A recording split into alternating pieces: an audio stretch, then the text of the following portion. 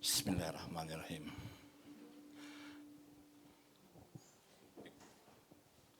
Assalamualaikum warahmatullahi wabarakatuh. Alhamdulillahirrahmanirrahim. Wassalatu wassalamu ala asrafil anbiya'i wal mursalin wa ala alihi wa sahbihi asma'in. Amma ba'du. Pertama-tama marilah kita ucapkan segala puji syukur kehadirat Allah Subhanahu wa taala yang mana pada kesempatan malam hari ini alhamdulillah kita dapat berkumpul bersama yaitu dalam acara pengajian rutin yang diadakan oleh kantor Notas Desra, dan tak lupa juga salawat dan salam senantiasa terlimpah curahkan kepada junjungan Nabi besar Muhammad sallallahu alaihi wasallam beserta keluarga dan para sahabatnya.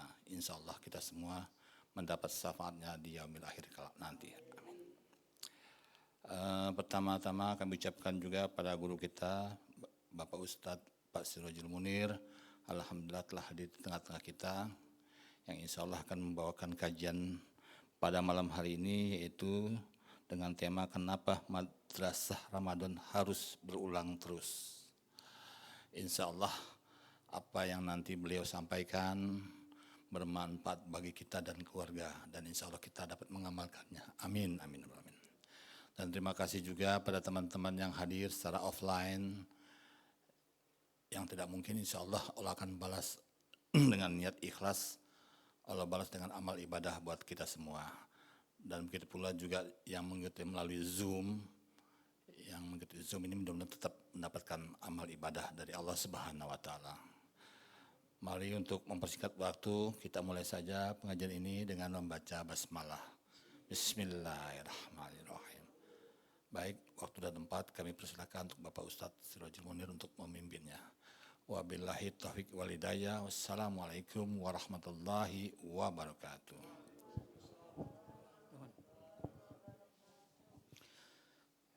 Bismillahirrahmanirrahim. Assalamualaikum warahmatullahi wabarakatuh.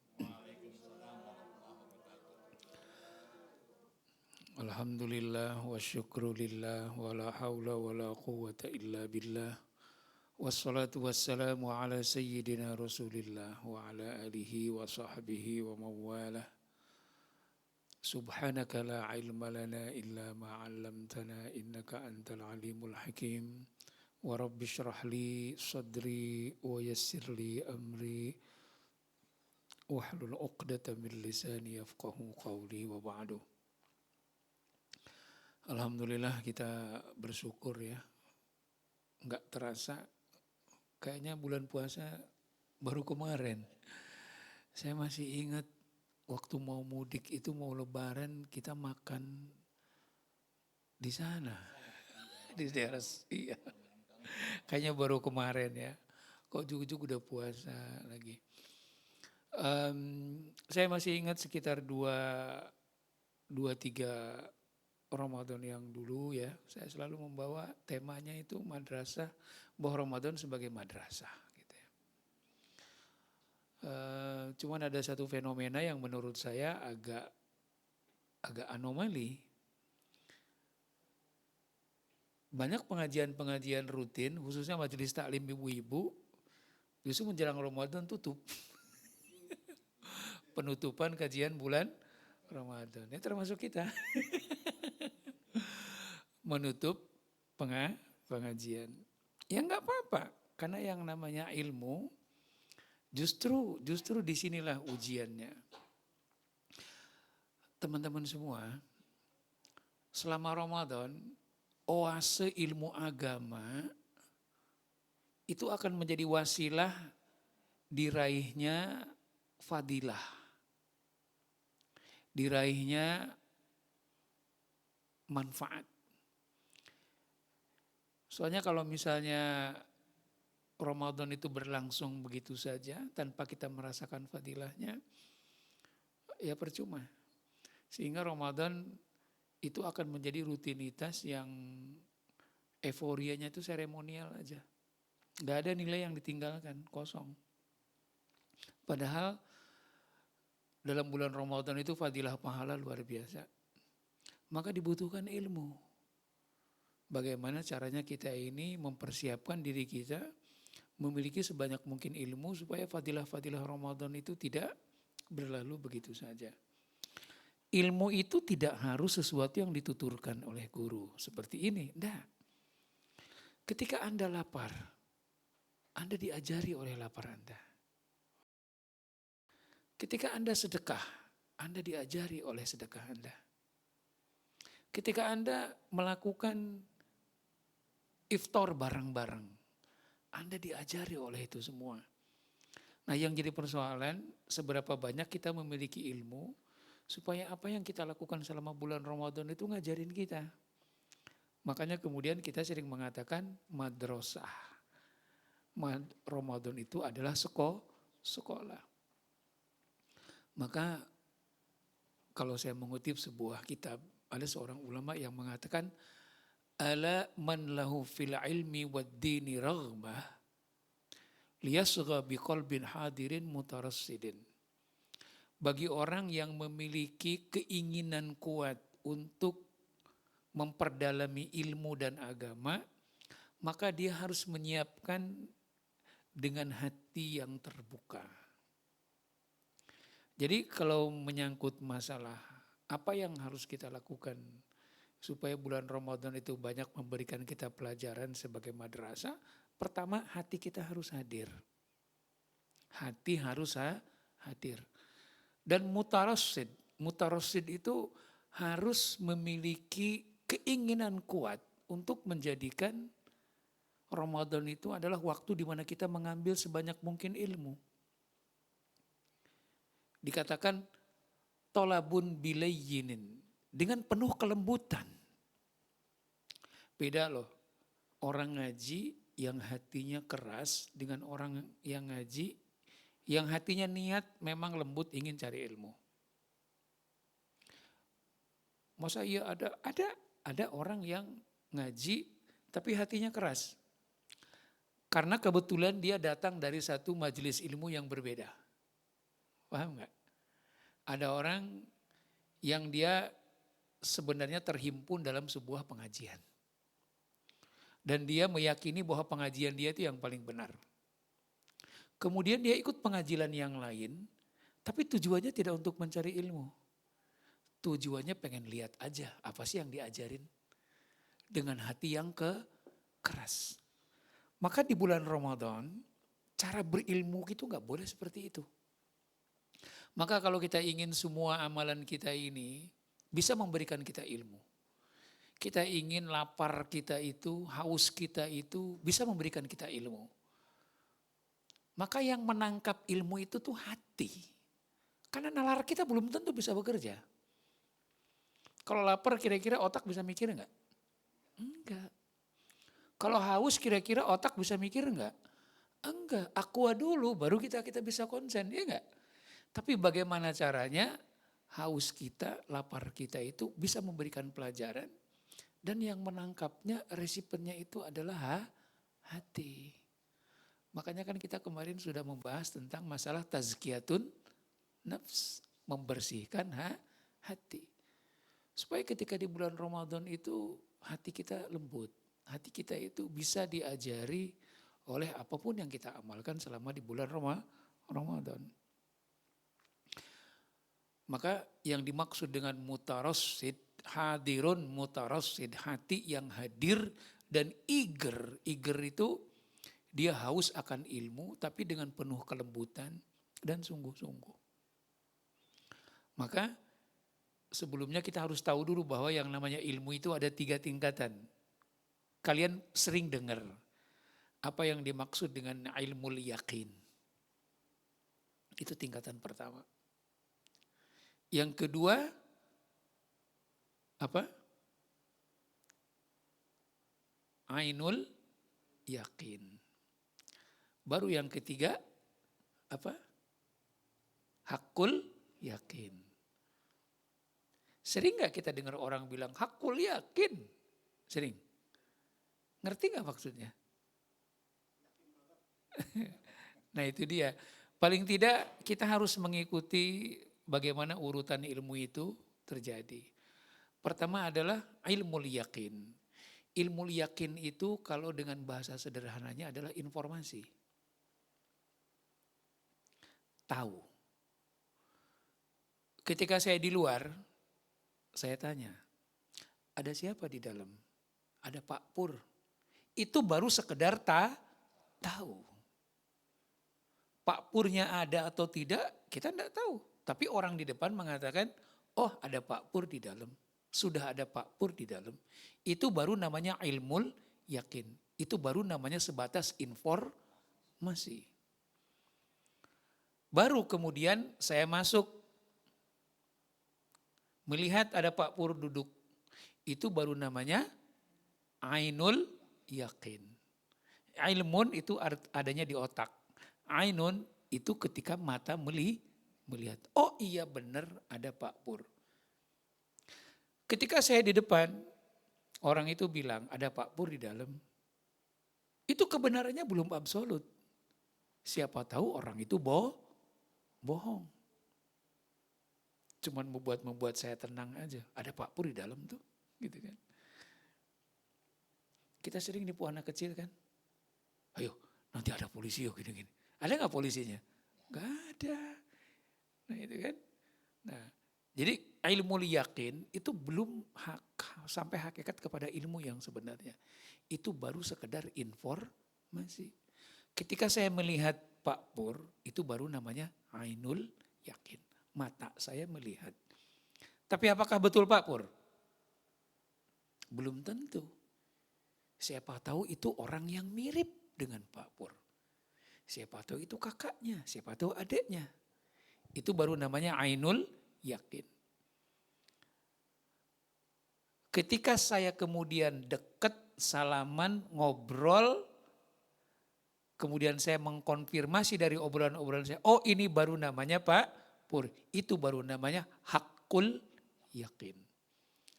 Jadi yang namanya hakul yakin itu dicapai ketika sampai kepada mubasyaratul ma'lum.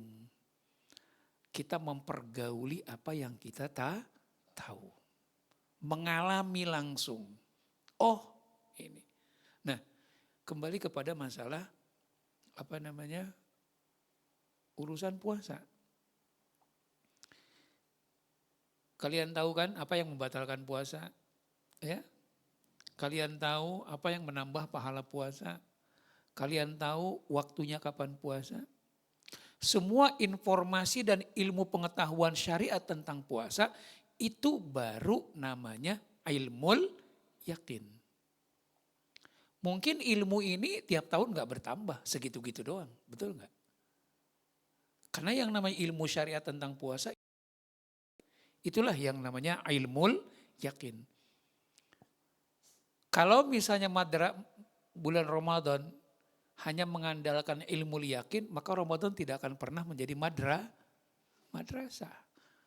Karena yang diajarin kalian sudah tahu. Coba sekarang tentang syariat puasa, kalian tahu semua enggak? Secara global tahu kan? Yang membatalkan puasa apa? Tahu. Yang tidak boleh apa, yang boleh apa, yang makruh apa, yang mubah apa. Enggak perlu diajarin lagi. Itu ilmul yakin. Tapi sekedar ilmu. Banyak enggak orang yang tahu ilmu tentang puasa tapi enggak puasa? Banyak gitu loh. Ngapain enggak puasa? Males gue, ntar aja deh bayarnya gitu kan. Males. Banyak orang yang tahu ilmu tentang puasa. Puasa itu wajib.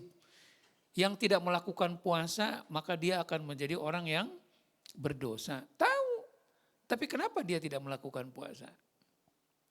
Maka ketika kita melakukan puasa itulah baru namanya ainul yakin.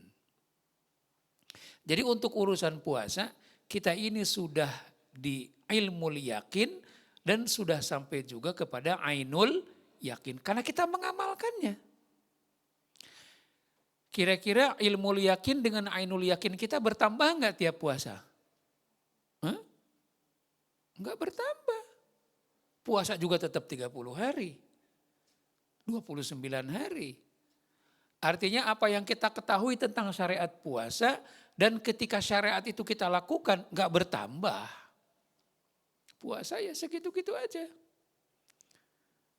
Tapi ketika lapar kita ngasih kita pelajaran, haus kita ngasih kita pelajaran, di tempat yang berbeda, di waktu yang berbeda, di suasana yang berbeda, pasti akan memberikan kita pelajaran yang berbeda. Itulah yang namanya hakul yakin. Disitulah kemudian Ramadan akan menjadi madrasah.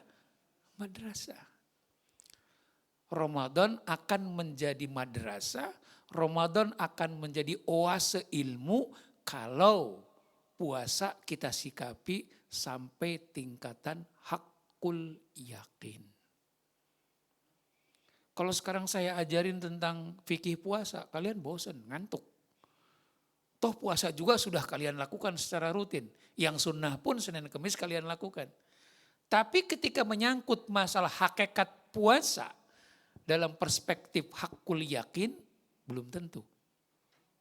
Pengalaman kalian berpuasa di 2 tahun yang lalu, pengalaman kalian puasa di tahun yang lalu, pengalaman kalian puasa di tahun sekarang akan berbeda. Contoh, gak usah nangis Pak Pur ya.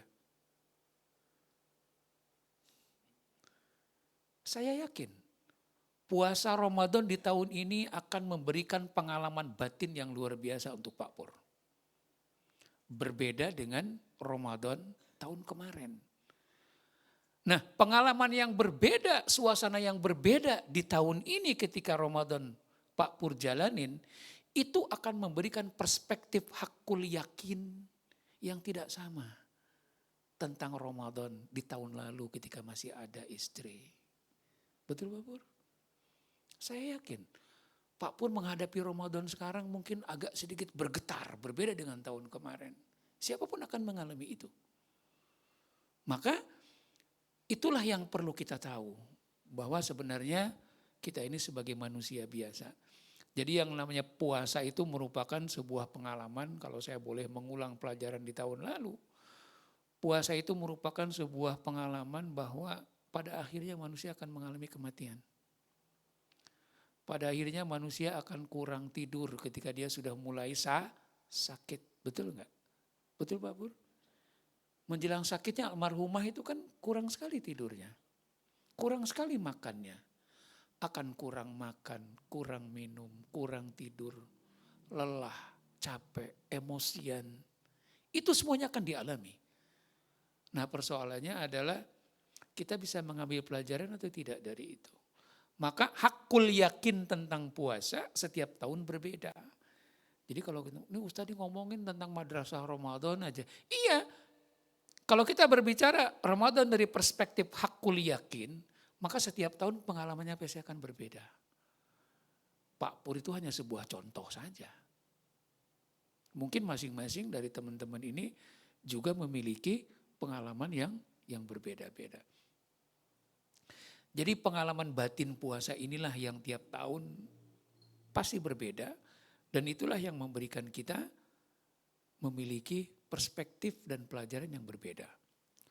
Suatu saat sahabat Haritha berkata kepada Rasulullah SAW, "Asbahtu mu'minan haqqan." Ya Rasulullah, aku sudah menjadi seorang mukmin yang sebenarnya, kata Rasulullah. Haqqun itu nanti urusnya dengan hakul yakin. Faqala lahu Rasulullah SAW, kemudian Rasulullah berkata kepada dia, "Inna likulli haqqin haqiqah." Setiap kebenaran, setiap keyakinan itu ada hakikatnya. Famad haqiqatu imanika. Hakikat imanmu itu apa? Kamu mengatakan sudah beriman. Hakikat imanmu apa?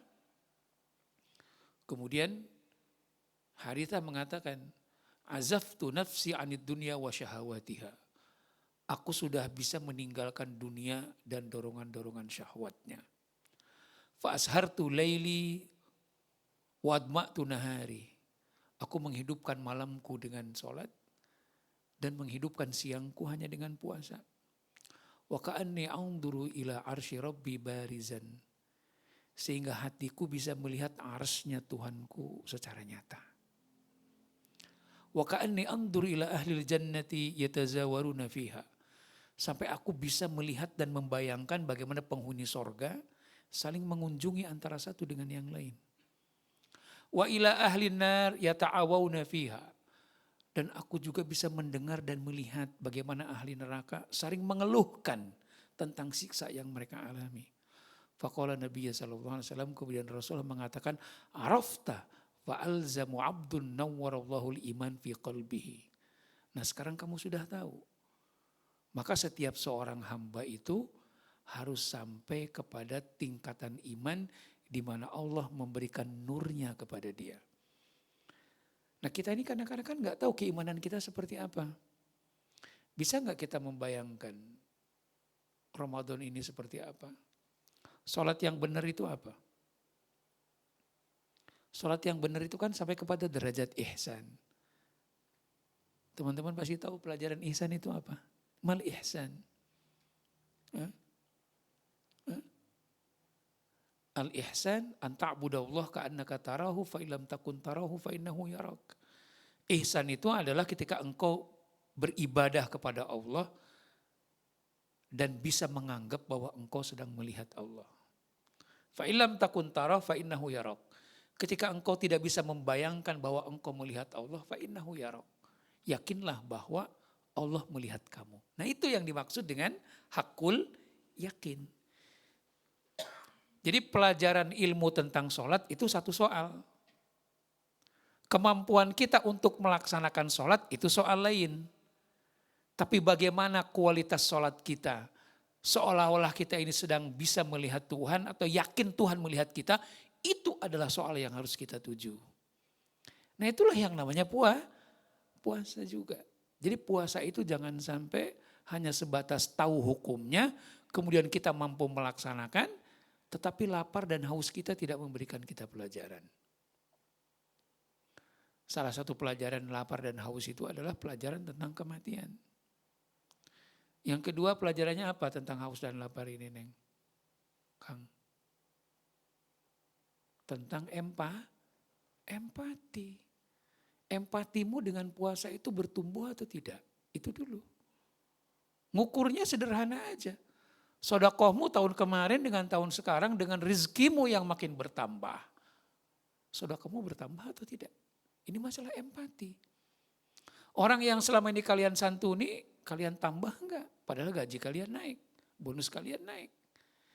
Jadi kalau kita berbicara tentang berhasil tidak puasa mendidik kita, diukur dari seberapa banyak sedekah sunnah yang kita keluarkan. Karena ini masalah empati. Kalau rasa haus dan lapar kita tidak membangun empati, berarti ilmu kita tentang puasa tidak sampai kepada hakul yakin. Hanya sebatas ilmu yakin dan ainul yakin. Hanya sebatas tahu tentang dohir syariat, hanya sebatas mampu melaksanakan dohir syariatnya, tapi kita tidak mampu untuk mencerna dan menggali apa nilai yang terkandung di dalamnya. Jadi yang pertama adalah kita harus mengerti tentang kesiapan kita untuk mati. Yang kedua, kita harus bisa membangun empati. Tahu nggak pentingnya ketika kita bisa terbangun empati kita kepada orang? Apa yang akan terjamin? Kalau empati kita kepada orang lain sudah terbangun, yang terjamin itu apa? Bekal kita di akhirat. Bekalmu di akhirat itu bukan jumlah rokaatmu saja. Bekalmu di akhirat itu adalah seberapa banyak kebaikan yang kita lakukan ketika kita di dunia. Dan kebaikan yang kita lakukan di dunia itu tergantung empati yang tumbuh. Makanya tadi saya katakan empatimu tumbuh atau tidak. Tapi saya kan gak punya uang untuk diberikan kepada orang. Menolong orang tidak selamanya harus dengan uang. Bisa dengan tenaga, bisa dengan perhatian, bisa dengan memaafkan. Kalian sering marah sama orang? Kalian sering musuhan? Maka ketika kita mampu memaafkan itu adalah sedekah. Itu adalah pemberian. Itu adalah empati. Jadi ketika puasa bisa mengajari kita tentang empati, maka empati itu yang akan mendorong kita untuk melakukan kebaikan kepada orang dan kebaikan itulah yang akan menjadi bekal kita di di akhirat. Itulah yang dimaksud dengan hakul yakin. Hakul yakin itu adalah tumbuhnya keyakinan bahwa hidup kita bukan hanya di dunia, tapi hidup kita nanti di akhirat. Yang kita pentingkan itu wasilah menuju akhiratnya apa, bekalnya apa. Nah maka jangan sampai Ramadan sebagai madrasah ini berjalan sia-sia. Makanya nggak apa-apa, kita nggak usah ada pengajian, nggak masalah selama Ramadan. Tapi saya harapkan haus kalian, lapar kalian, capek kalian, lelah kalian, itu harus memberikan kita pelajaran. Dan pelajaran itu hanya bisa diraih ketika hati kita lembut. Dan kita memiliki kesungguhan untuk menalar puasa itu sendiri. Gini, agama itu pada hakikatnya artinya adalah hutang. Agama itu juga artinya adalah balasan. Ada yang pernah belajar bahasa Arab? Pernah belajar bahasa Arab? Hutang bahasa Arabnya apa? Hah? Hah? Dainun.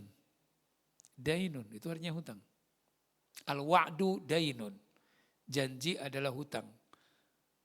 Agama dalam bahasa Arab dinun. Dinun dengan dainun itu sinonim.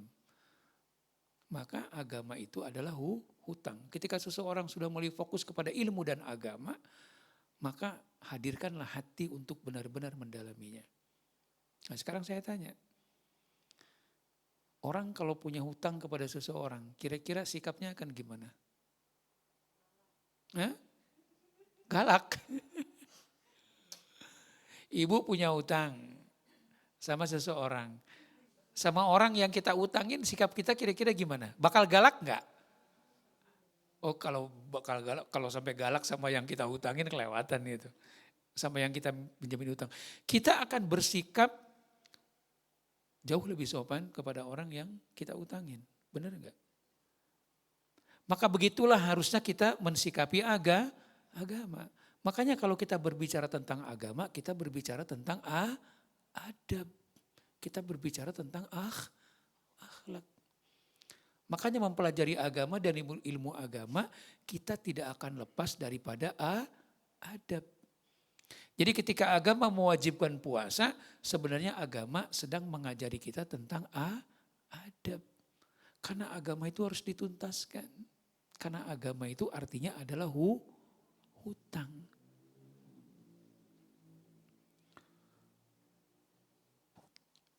Makanya kita sering mendengar ada istilah millah. Millah itu, pernah dengar istilah millah? Millatu abina Ibrahim. Millah itu kalau dalam Al-Quran diterjemahkan juga sebagai agama. Tapi sebenarnya agak berbeda. Dalam pengertian din itu sesuatu yang sifatnya personal. Ketika Anda mengamalkan ajaran-ajaran agama itu namanya din. Tapi ketika kita melakukan ajaran agama secara kolektif itu baru namanya millah.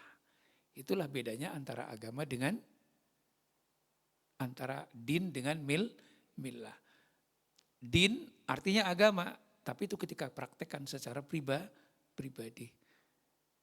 Ketika kita praktekkan secara kolektif itu baru namanya millah. Dan Islam itu adalah din wa millah.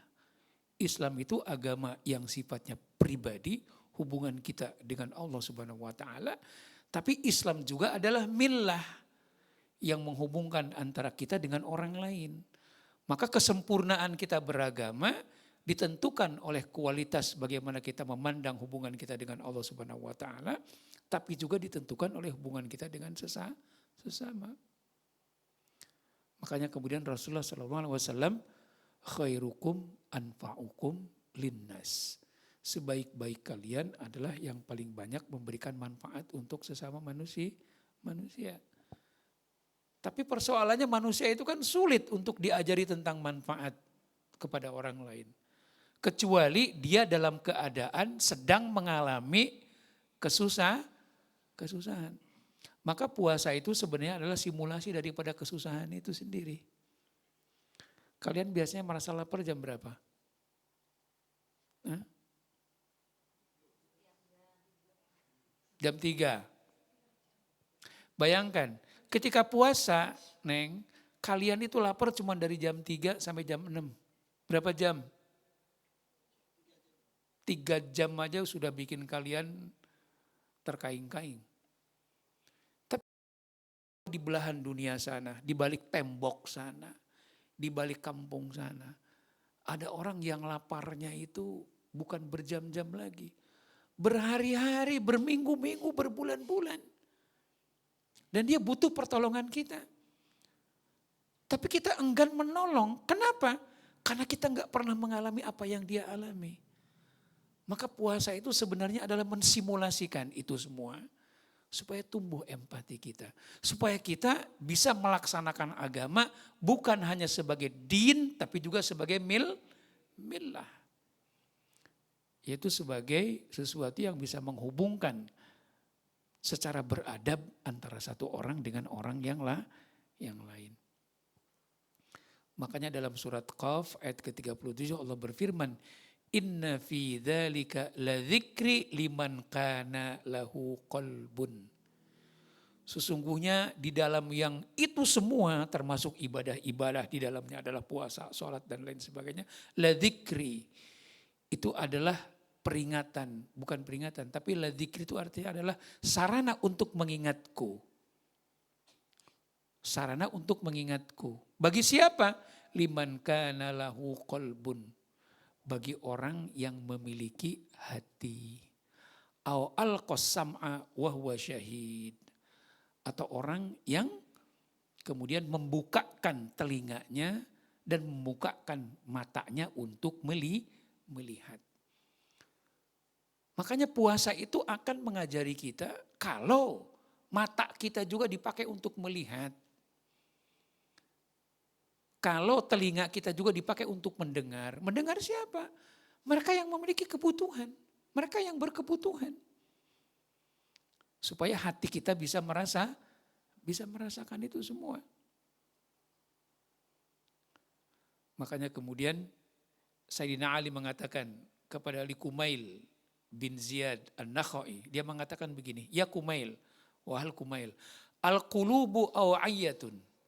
Fa khairuha aw'aha lil khair.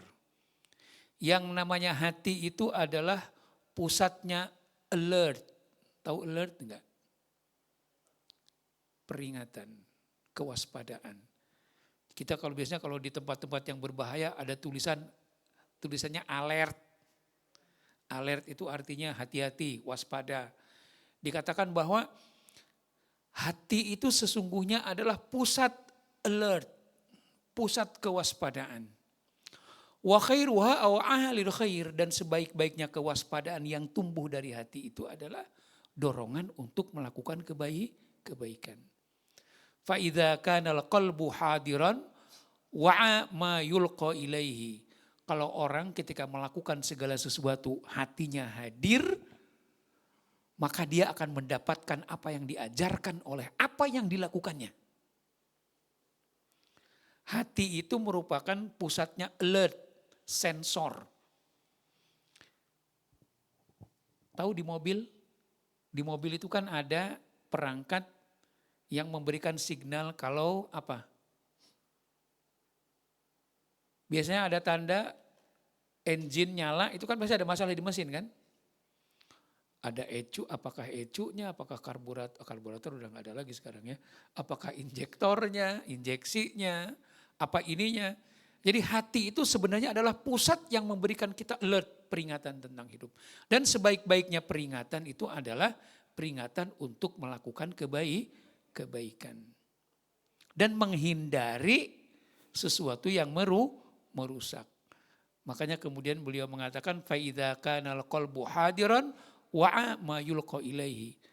Maka seseorang yang ketika dia melaksanakan segala sesuatu hatinya hadir, maka dia akan mendapatkan pelajaran dari apa yang dilakukannya.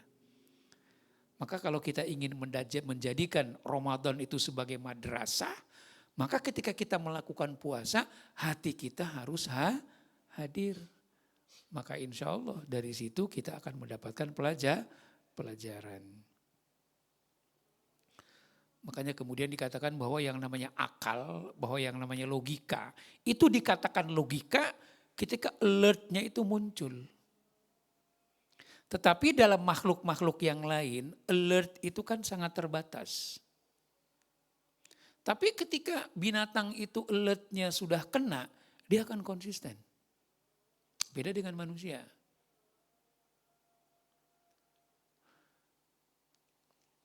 Binatang ketika dia mengendus satu bahaya di satu tempat, dia pasti tidak akan balik ke tempat itu lagi. Benar nggak? Alertnya bekerja. Ketika binatang tidak tahu siapa musuhnya yang akan memangsa dia, maka dia akan mendekati terus binatang itu, betul nggak? Anak kijang, dia nggak tahu kalau singa itu adalah pemangsa. Karena dia nggak tahu, maka dia deketin singa. Tapi ketika singa itu noel aja dengan cakarnya, dia tahu bahwa ini adalah ancaman. Kira-kira besok dia akan deketin singa lagi enggak? Enggak. Bayangkan binatang saja Allah anugerahi alert. Tapi itulah tulusnya binatang ketika dia sudah mendapatkan alert sesuatu yang membahayakan, dia tidak akan mendekati bahaya itu lagi. Tapi beda dengan manusia. Itulah dableknya manusia. Udah tahu ini tuh bahaya. Gesnya, eta teh bahaya, teu meunang. Tapi manusia kan gitu. Alah dikit doang. Sekali doang, besok 2 kali, 3 kali. Nah itulah. Jahatnya manusia itu di situ. Dableknya manusia itu di situ. Maka manusia itu bisa lebih hina daripada binatang ketika hatinya tidak bekerja. Karena alert sistemnya sudah mandul, sudah mati. Maka berbahaya sekali kalau manusia itu hatinya sebagai alert system sudah tidak lagi berfungsi. Maka sesungguhnya puasa itu adalah tujuannya untuk membangkitkan kembali, mengkalibrasi kembali yang namanya alert system. Karena kehidupan itu kan berkembang terus, betul enggak? Ancaman-ancaman itu berkembang terus. Karena alert sistemnya itu kita hidupkan, maka setiap ancaman baru akan ditangkap oleh hati, ini bahaya. Maka itulah yang namanya ilmu dalam strata hakul yakin. Itulah kenapa kita ingin setiap puasa Ramadan itu memberikan kita pelajaran-pelajaran baru. Dan pelajaran baru itu akan terjadi kalau puasa ini kuadrannya kita naikkan sampai kepada hakul yakin. Yaitu puasa yang dilakukan dengan sepenuh hati, sepenuh kesungguhan, dengan sepenuh kesadaran. Bahwa ancaman hidup itu banyak dan datang bertubi-tubi. Kita membutuhkan alert system yang benar. Maka puasa itulah yang sebenarnya bertujuan untuk mengkalibrasi supaya alert system kita itu bekerja dengan baik. Jadi kalau puasa cuma tahu hukumnya, mampu melaksanakannya, maka puasa yang kita yang kita lakukan setiap hari ya sudah itu aja, nggak memberikan kita pelajaran apa-apa.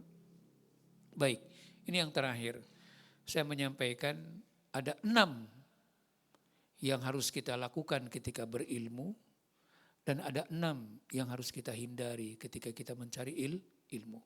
6 yang harus kita lakukan ketika kita mencari ilmu dan 6 yang harus kita hindari ketika kita mencari ilmu. Tujuannya bukan sekarang, Neng, Kang. Nanti selama Ramadan kalian akan mendengarkan banyak sekali tausiah.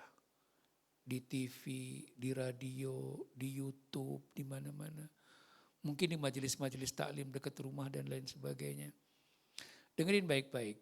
Bagaimana adab agama, bagaimana agama mengajarkan adab berilmu. Pertama, husnul insat wal istima'. Simak baik-baik, dengar baik-baik. Karena kalau kalian ngobrol, artinya Anda tidak mendengar, betul enggak? Ketika kalian ngomong, kuping kalian dengar enggak? Enggak. Maka jangan sampai pelajaran-pelajaran yang kalian dapatkan, dimanapun itu, bukannya di pengajian ini, itu berlalu sia-sia. Karena ketika kita ngomong, Anda sedang tidak mendengar. Enggak ada orang yang ngomong sambil mendengar. Dan ketika orang yang diajak ngomong mendengar omonganmu, dia tidak akan mendengarkan omongan yang lain. Akan distract. Pertama, husnul insat wal istima'. Yang kedua, husnul fahmi. Pemahaman yang benar.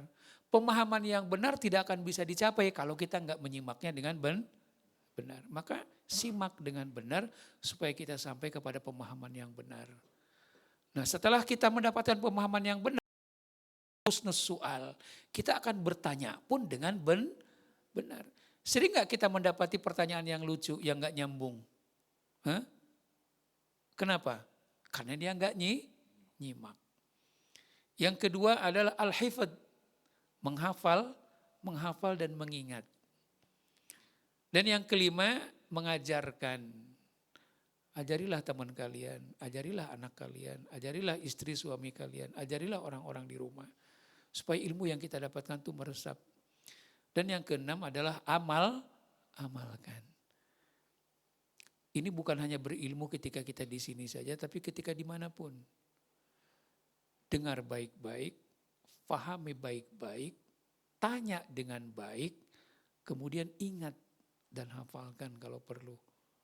Ajarkan kepada orang lain dan amalkan. Itu baru namanya kita berilmu dengan sempurna. Begitu juga dengan bulan Ramadan. Ketika kalian melakukan dengan hati, kalau hati kita lembut, kalau kita serius, maka nggak usah omongan ustadz, nggak usah tausiah-tausiah yang ada di TV di mana-mana. Puasa kalian pun sudah bisa mengajari kalian. Kalau hati kalian terbuka dan lembut. Nah, kemudian apa yang tidak boleh dalam berilmu, yang tidak boleh kalian lakukan? Su'ul insat wa adamu ilqa'is sam'i. Tidak mendengarkan dengan baik. Yang kedua, tidak memahami dengan baik. Karena nggak dengar, maka nggak paham. Yang berikutnya adalah tarkus soal. Ketika dia tidak paham, dia tidak bertanya. Pertama, tidak dengerin. Yang kedua, tidak paham. Yang ketiga, tidak bertanya bahwa dia tidak paham. Nah, kemudian kalau sudah tidak paham, kalau sudah tidak dengerin, kalau sudah tidak bertanya, ada yang dihafal enggak? Ada yang diingat enggak? Enggak ada. Kalau enggak ada yang diingat, ada yang diajarkan ke orang lain enggak? Enggak ada. Ada yang diamalkan enggak? Enggak ada. Maka sekali lagi, bulan Ramadan ini adalah bulan yang sangat langka, bulan di mana setiap tindakan dan setiap amalan kita akan mengajari kita. Kalau hati kita benar-benar hadir di situ. Karena kita nggak akan ketemu lagi ya nanti sampai habis Ramadan. Ya, mudah-mudahan apa yang kita kaji pada malam hari ini bisa menjadi bekal. Ya, tapi minggu depan masih ketemu dengan Ustadz Reza ya. Alhamdulillah, mudah-mudahan Reza akan menambahkan. Yang penting gimana caranya Ramadan ini menaikkan kuadran berilmu kita. Dari yang tadinya hanya sekedar ilmu yakin, naik kepada ainul yakin, maka Ramadan ini harus kita capai makom hakul yakin. Bahwa yang namanya puasa itu memberikan kita manfaat, baik lahir maupun batin, baik untuk dunia kita maupun akhirat kita. Ini saja mungkin yang dapat saya sampaikan, kurang lebihnya mohon maaf. Hadani Allah wa iyyakum ajma'in, wallahul muwaffiq ila aqwamit thoriq. Assalamualaikum warahmatullahi wabarakatuh. Waalaikumsalam warahmatullahi wabarakatuh. Ya. Baik, ada kesempatan untuk bertanya. Silakan. Nabila. Ada pertanyaan? Nggak apa-apa, mumpung Pak Ustadz ada di sini. Sekali-kali adik. Nah,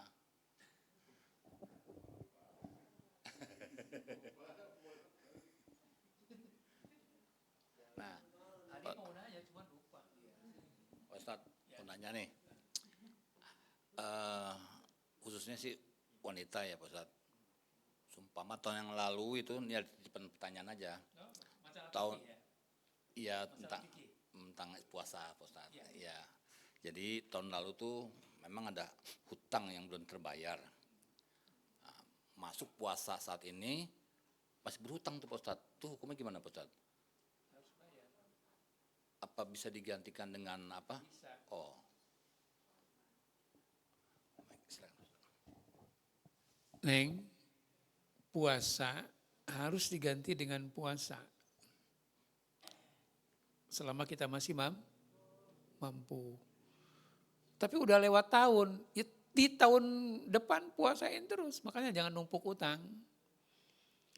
Ini sebagian madhab, ini masalah fikih. Nah ini pertanyaan Pak Pur, ini pertanyaan tentang ilmul yakin. Ini bukan hakul yakin. Ini masih sebatas ilmu pengetahuan terkait dengan syariat puasa. Jadi hutang puasa harus dibayar dengan puasa. Kalau tidak tahun ini ya tahun depan. Ketika kita sudah tidak mampu lagi berpuasa, sebagian ulama boleh menggantikan dengan fidyah. Tapi tidak bisa digantikan puasa oleh ahli waris. Tapi ahli waris boleh membayarkannya dengan fidyah. Tapi tidak dengan puasa. Jadi jangan mentang-mentang udah gak mampu lagi puasa, nyuruh anaknya, lu puasa deh tahun ini buat emak nih, besok sebelum Ramadan. Gak bisa gitu Di. Jadi gak ahli juga kudu tahu gitu ya. Nah jadi sebagian ulama lagi ada yang mengatakan bahwa kalau hutang puasa tahun ini nggak dilakukan dan dimundur lagi tahun depan, sebagian ulama ada yang mengatakan puasa plus kifarat, puasa plus denda fidyah. Tapi ulama yang lain mengatakan cukup tetap dengan puasa saja tanpa fidyah. Nah terus terkait dengan ini ibu-ibu, saya juga kadang-kadang pengen nanti suatu saat belajar tentang fikih puasa ya. Tapi udah lewat. Ini bagi orang yang menyusui dengan hamil. Ternyata para ulama juga berbeda pendapat. Ya. Karena yang boleh membayar fidyah itu adalah orang yang sakit permanen. Sedangkan orang yang berhalangan harus membayar dengan puasa. Nah, orang yang menyusui dengan orang yang hamil itu para ulama mensifatinya berbeda. Karena dalam Al-Quran, dalam hadis, itu tidak ada hukum yang terkait dengan orang hamil dan menyusui. Orang hamil dan menyusui hukumnya itu berdasarkan hukum kias atau analogi. Maka ada ulama yang mengatakan bahwa, termasuk Imam Syafi'i. Imam Syafi'i mengatakan bahwa yang hamil maupun yang menyusui itu memiliki dua sifat. Dia itu adalah orang yang memang tidak mampu berpuasa, tapi dia juga termasuk orang yang mampu berpuasa. Maka kalau kita berpatokan kepada kaidahnya Imam Syafi'i, baik orang hamil maupun menyusui, bayarnya tuh double. Ya puasa juga, ya fidyah juga. Tapi kadang-kadang orang hanya mikirnya cari enak. Ya, gak bisa fidyah doang. Nah itu. Ada ulama yang mengatakan dua-duanya bayar fidyah. Karena dua-duanya dikatakan orang yang saat itu lemah, tidak mungkin berpuasa karena sakit. Tapi ada ulama juga yang mengatakan, oh mereka bukan sakit dalam pengertian permanen. Dia hanya berhalangan. Ada yang cukup membayar puasa saja, tidak perlu fidyah. Tapi kalau kita konsisten dengan pendapatnya Imam Syafi'i, ini konon katanya orang Indonesia ini madhabnya Syafi'i, ngakunya kan begitu. Tapi giliran dihadapkan kepada ketentuan bagaimana bayar puasa dan fidyah bagi orang hamil dan menyusui, dia bilang, loh ikut madhabnya Syafi'i gak enak ya. Tat kalau bayar fidyah doang itu madhabnya siapa Tat? Kayaknya mendingan saya ikut itu aja. Nah urusan untuk beragama itu jangan cari enak, tapi cari baik. Makanya ini juga perlu ilmu. Kalau saya berhusnudzon saja urusan ilmu ini kalian sudah tahu. Karena ini levelnya level ilmul yakin yang harus sudah kalian lewati gitu ya. Selama ini ada yang tahun kemarin nyusuin hamil? Yang selama ini kalian lakukan apa? Neng, kamu apa? Hah? Bayar fidyah? Bayar puasa doang? Enggak apa-apa. Karena meyakini berhalangan, bukan sakit permanen. Oh lagi menyusui puasa, oh enggak masalah. Karena itu bukan bukan satu keharisan untuk tidak berpuasa. Malah ada yang mengatakan, mohon maaf nih, malah ada yang mengatakan ketika janin diajak berpuasa, maka ketika dia sudah dilahirkan, dia juga sudah terbiasa dengan puasa, dengan ritme ibunya. Jadi si janin juga diajari untuk bagaimana caranya merasakan lapar gitu loh. Ada sebagian hikmah yang mengatakan demikian. Saya hargai juga pendapat seperti itu. Ya. Baik, mungkin ini saja Pak Pur. Baik, kurang lebihnya mohon maaf. Hadani Allah wa iyyakum ajmain. Assalamualaikum warahmatullahi wabarakatuh. Waalaikumsalam warahmatullahi wabarakatuh. Ya, ya terima kasih Pak Ustadz telah menyampaikan wejangan buat kita semua, bekal buat nanti Ramadan. Mudah-mudahan apa yang disampaikan Pak Ustadz bermanfaat buat kita dan keluarga, dan insya Allah kita dapat mengamalkannya. Baik, untuk itu kita lanjut dengan sholat berjamaah. Terima kasih semuanya. Wabillahi taufiq wal hidayah. Wassalamualaikum warahmatullahi wabarakatuh.